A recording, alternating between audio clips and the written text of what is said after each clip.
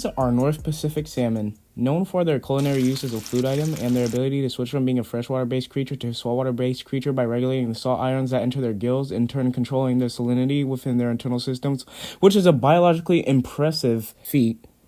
But they're facing a problem of large concern. They're slowly dying out.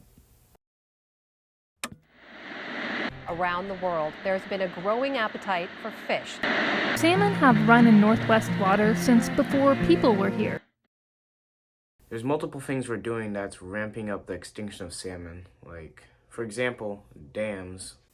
I can't be dissing dams too much. After all, they provide clean, carbon-free electricity to most of Oregon and other bordering states, as well as regulate river water that is usually otherwise prone to flooding. The list can go on, with irrigation for crops, drinking water for people, and transportation even. But sadly, the dams aren't all just benefits. Some animals have to suffer for it. During the 20s, the race was on to build a dam along the Columbia River. Small fishing villages and native tribes were overrun by Army Corps and U.S. government constructing dams. In 1932, the Rock Island Dam was completed, which was the first one completed at its time. This marked a new era for the Columbia River, one that might not be such a good one in the long run. Here's a photograph from 1910. Notice anything odd about it? Like the proportions of the fish are weird. They've actually been declining in size since then. Indeed, there may have been a lot of overfishing from us, but I know dams are still a huge contributing factor. Salmon start their life upstream and travel down to the ocean where they live most of their life. But there's just one issue with that. It's not like us humans just built giant walls on the frickin' water that blocked them from getting to the damn ocean. You thought I was fooling you? Nah! Take your goofy ass back up that damn river. If the salmon makes it past the dams out to the ocean, it will live its life out and then come back later for spawning. But coming back is a major challenge. Not only do you have the stream pushing you back towards the ocean, you also have the dams blocking your way and hunters and predators that are looking for an easy catch. On the Columbia and Snake River, there's a total of 29 dams, which is quite a lot for a fish just trying to go upstream to spawn. Most all of their energy is used up here, and they don't eat when traveling to spawn. Here are the negative effects of having a dam. It blocks off spawning for salmon, so they can't get upstream. It can kill salmon when they get stuck in the turbines or sucked underwater or launched at high velocities. It makes easy prey for all hunters and predators, and if not maintained correctly, they can pollute the river. This altogether is dwindling the population of the salmon roaming around in the river. There's less eggs being laid, there's less nutrients getting up to the forest, making the ecosystems less sustainable. But not all the news I have to tell you is bad. After all, there are some solutions in the works, if not already in practice, that are actually making a big difference to the salmon survival. The first solution that has been around for a while now is fish ladders. Fish ladders have allowed salmon swimming upstream to climb up the dam by jumping over individual steps filled with water. Now, I have some mixed feelings about the solution. On one hand, it's a pretty efficient way to get fish up the dam, but on the second, okay, Brody, why would you call them fish ladders? Like, dude, they don't have arms or legs, they can't climb up. Crap, bro. What are they, monkeys? Like, suck my banana, like, damn it. And also, they suck at jumping. Why do you think they jump into bears' mouths? Like, they smash their head like half the time jumping up the freaking ladders. And most of the time, they don't even stay up there. They just fall back and then get wasted, bro. I'm not even gonna lie. Freaking fish ladders. 10 out of 10. Every dam should get. Anyway, solution number 2. The salmon cannon.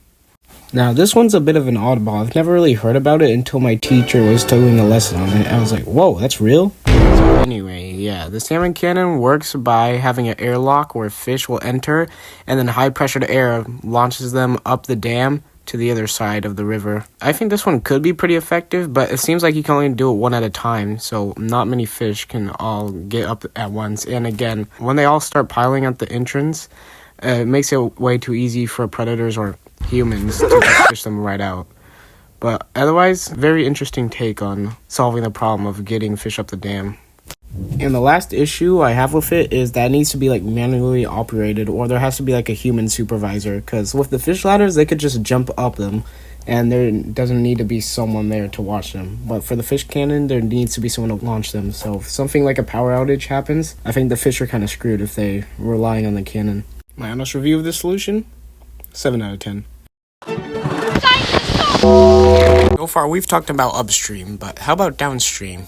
When baby salmon, otherwise known as,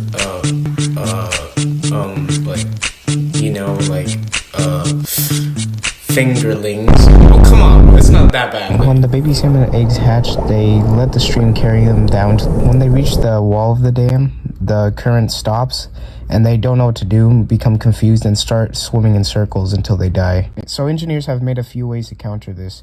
The first one is the juvenile bypass system, which is a little cutout in the dam's walls that takes the fish through a little pipe that puts them out on the other side. This one is the most effective because it gets them right to where they need to be safely. The second is the turbines, which leads to the most fish casualties, and it's just really dangerous and risky, and most of the baby fish that go in there don't make it back. The third is the conventional spillway, which has a large gate that is closed or open depending on the height of the river.